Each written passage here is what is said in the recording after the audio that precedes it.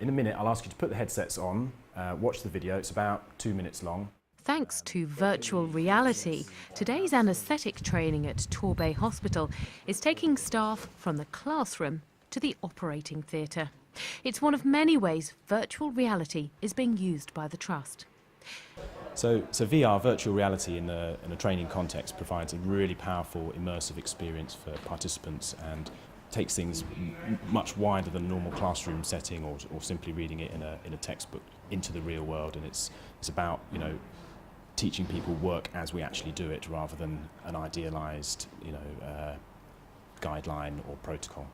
I think it makes it more realistic, which makes it more applicable to what you're doing every day and makes it easier to transfer what you're learning into your practice.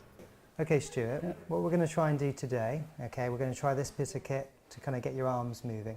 VR is also helping to motivate patients during physio as they cycle through a virtual tour of Wembury Beach near Plymouth. And then I think we can increase the speed of the heart to get it beating faster. And for surgeons, there's yet another potential application, using virtual reality to learn about anatomy as students and later to plan operations in detail.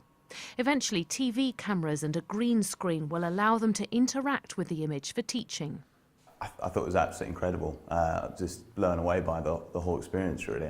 Very often we're talking about cases with the consultants and we're talking about them, but having the facility to walk around the anatomy and actually pinpoint where we're planning on operating, structures to be avoiding, things to be careful of, would just be next level really.